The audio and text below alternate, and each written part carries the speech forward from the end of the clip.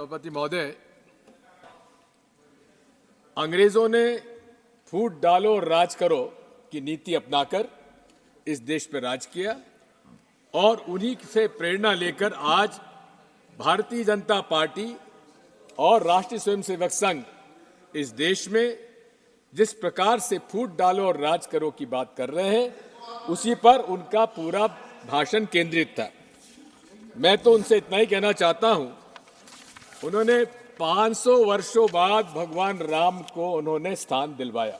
500 वर्षों बाद नरेंद्र मोदी जी इतने महान हैं कि 500 वर्षों बाद भगवान राम को वो मंदिर में ले आए, लेकिन नीरव मोदी जैसे लाखों करोड़ रुपए लेकर भागे हुए लोगों को वापस नहीं ला पाए। ये लोग कहां हैं? वो लोग जो आपने वादा किया था कि काला धन वापस लाएंगे, भगोड़ों को वापस लाएंगे, कहां हैं वो आप? बात वही है, इन्होंने केवल अपने पहले हिंदू मुसलमानों को बांटा, अब भगवान राम के भक्तों को आप बांट रहे हैं। ये मैं आपसे कहती महोदय, अब मंदिर वहीं बनाएंगे। मंदिर जहां बाबरी मस्जिद तोड़ी वहां नहीं बनाया, वो जहां कांग्रेस पार्टी ने भूमि अधिकृत की थी और जहां शिलान्यास कराया था वहां मंदिर का निर्माण कराया है।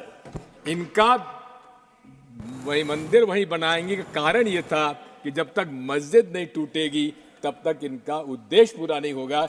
यही भारत जोड़ो यात्रा हम लोगों ने नफरत छोड़ो भारत जोड़ो का संदेश लेकर राहुल गांधी आज यात्रा कर रहे हैं। माननीय सभापति महोदय, हमेशा नरेंद्र मोदी जी कहते हैं सबका साथ, सबका विकास, बाद में जोड़ा सबका विश्वास और अब कह रहे हैं सबका प्रयास। मैं तो आपसे अनुरोध करना चाहता हूं, हर पहलू पर मोदी जी विफल हुए हैं।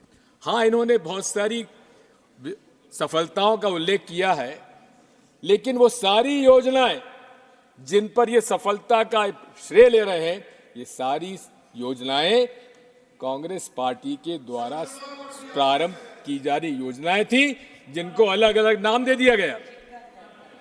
जनधन की बात की, जनधन का नाम बदला गया, लेकिन छोटे छोटे खातेदारों का खाता खुलवाने की शुरुआत कांग्रेस पार्टी ने की थी।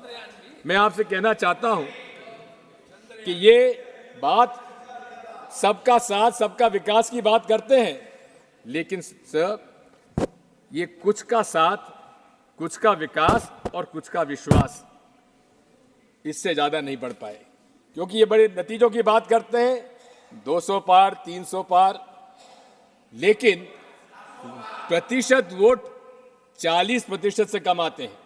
इसलिए कहां से कह दिया सबका साथ, सबका विश्वास? विश्वास माननीय सभापति महोदय तब होगा जब इस देश के हर वर्ग, हर धर्म के पालन करने वालों लोगों का ये विश्वास अर्जित करेंगे।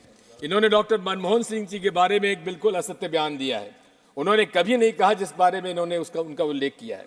मैं आपसे कहना चाहता हूं, नरेंद्र मोदी जी के 3 ब्रह्मास्त्र हैं, 3 हथियार हैं।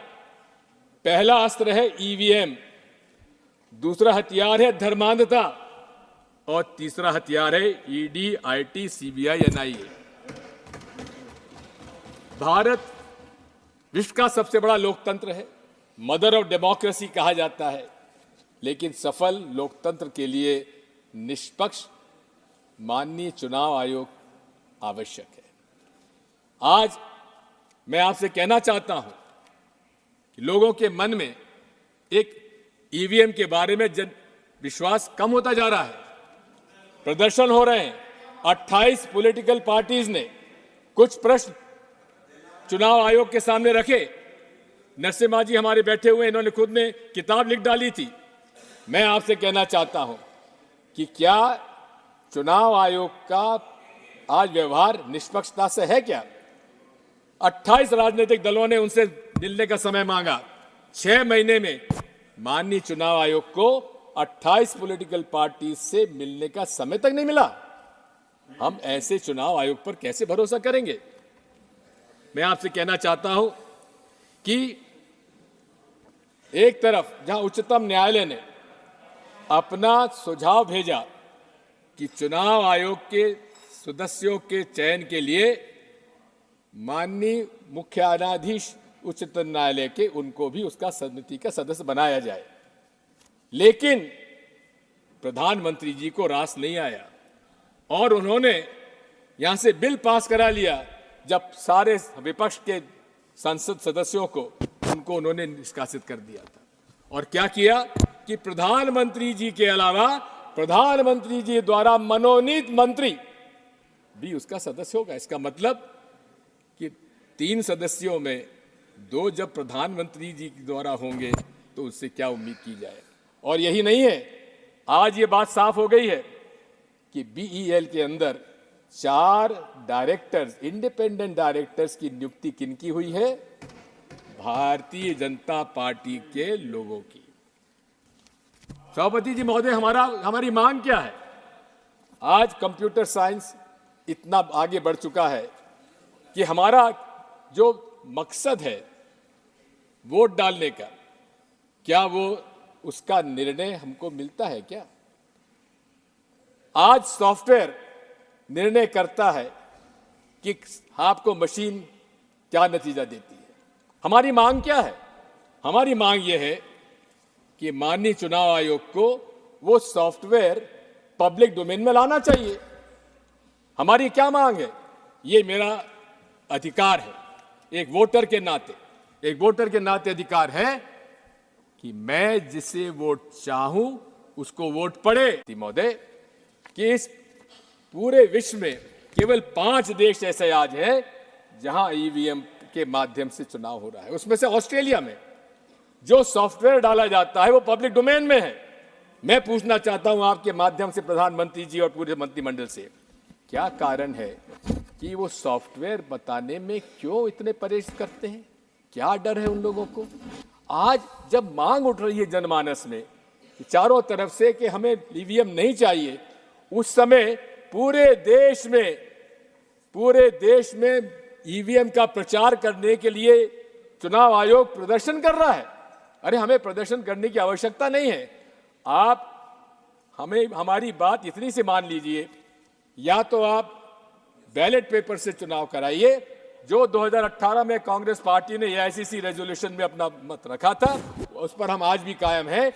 और यदि आपको ईवीएम से इतना ही प्रेम है तो आप हमारे हाथ में वीवीपैट स्लिप जब नीचे गिरती है तो उसको हमारे हाथ में दे दीजिए और हम जाकर मतपेटी में डाल देंगे। इसमें क्या ऐतराज होगा? माननीय अध्यक्ष महोदय, सभापति महोदय, मैं आपसे इतना अनुरोध करना चाहता हूं कि दूसरा हथियार इनका धर्मांधता का है। धर्म से इनका कोई नाता नहीं है। हिंदुत्व एक आइडेंटिटी थी, सावरकर जी ने जिसको नाम दिया था, और उन्होंने खुद ने कहा था इसका कोई धर्म का लेना देना नहीं है। लेकिन बिना धर्म का उपयोग करे राजनीति में भारतीय जनता पार्टी जनता के बीच में चुनाव में नहीं जा सकती।